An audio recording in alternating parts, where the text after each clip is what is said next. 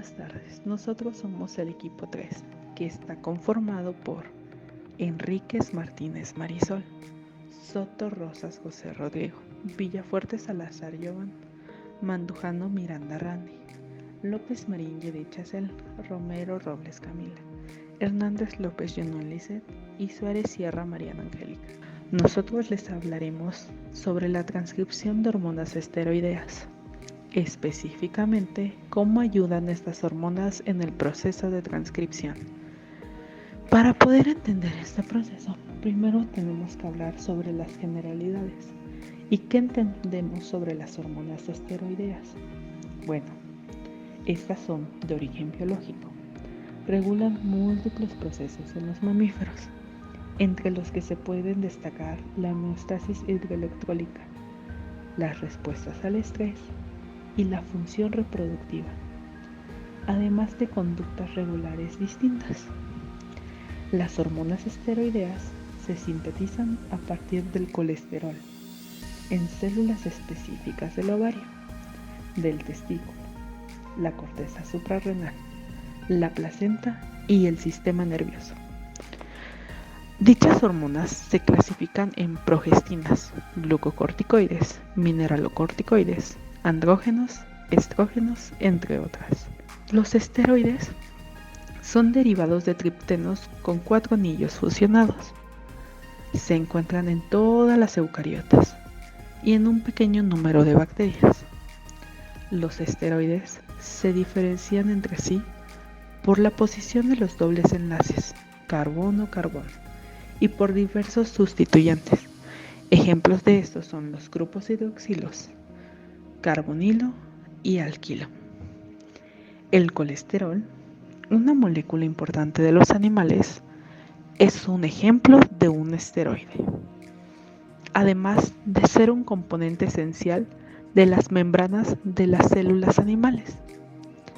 El colesterol es precursor de la biosíntesis de todas las hormonas esteroideas, de la vitamina D y de las sales biliares. El colesterol se forma a partir del tripteno lineal escualeno, por medio del cierre de anillos intramoleculares, de oxidación y de división.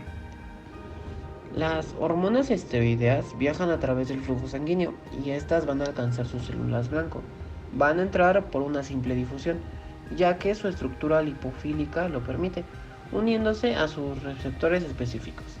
Los receptores para hormonas esteroideas son factores de transcripción intercelular que existen como apoproteínas inactivas en el citoplasma o en el núcleo. Luego de unirse a su hormona o ligando específico, se activan a través de un paso de transformación. Después vamos a ver que el receptor activado para unirse en forma efectiva a una secuencia específica localizada en el ADN es llamada elemento respondedor a hormonas, o en sus siglas en inglés HRE. Este va a ejercer una acción de activación transcripcional sobre un gen próximo al HRE ocupado. Las hormonas esteroideas no solo regulan así la expresión genética a través de la transcripción, estas también pueden afectar la estabilidad del mensajero, en este caso es el mRNA, y la eficacia de la traducción, y estas acciones fundamentalmente constituyen su específica función biológica. ¿Cuál es la estructura de los receptores? Pues los receptores contienen un extremo amino terminal y un extremo carboxilo terminal. También contiene varios dominios. Un dominio de unión a la hormona, ligando, conocido como LBD, que se une a la hormona. Un dominio de unión al DNA, conocido como DVD, que se une al elemento de respuesta a hormona en el DNA. Un dominio de transactivación, conocido como TAD, que se une a las proteínas coactivadoras que interactúan con el complejo de transcripción basal, y un dominio señal de localización nuclear, conocido como NLS, que los dirige al núcleo en varios tiempos después de que son sintetizados. También contiene varios sitios. Los sitios de dimerización son las porciones de la proteína requerida para formar un dímero y unirse a otro receptor activado.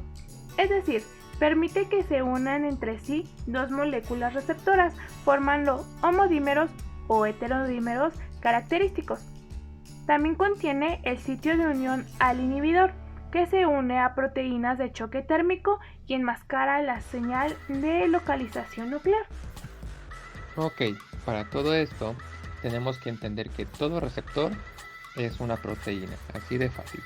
Así que pues como es una proteína, en su estructura vamos a ubicar en un extremo a un grupo amino y en el otro extremo a un carboxilo terminal.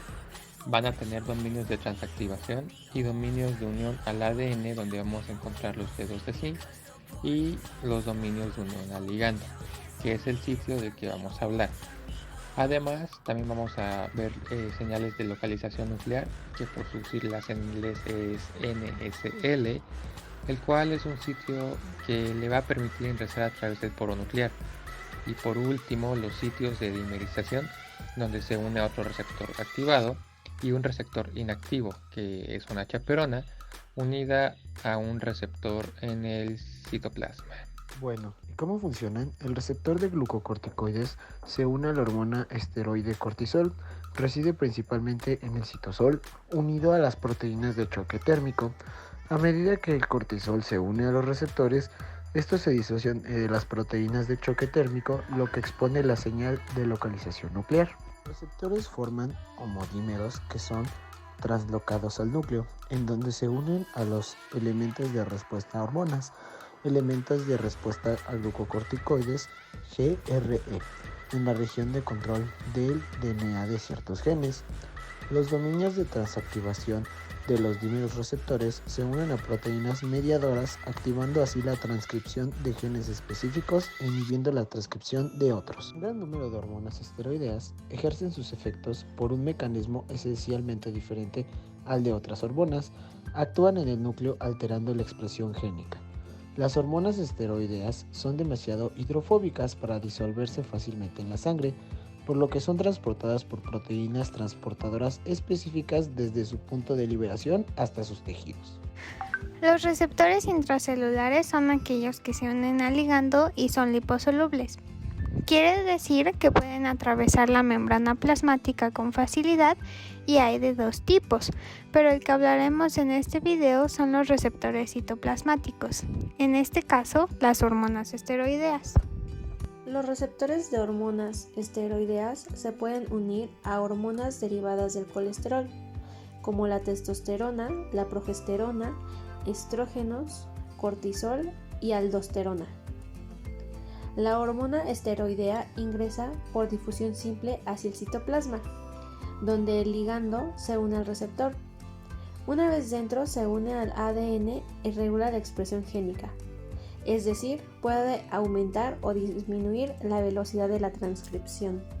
Cuando esta hormona se une al receptor, lo separa de la chaperona.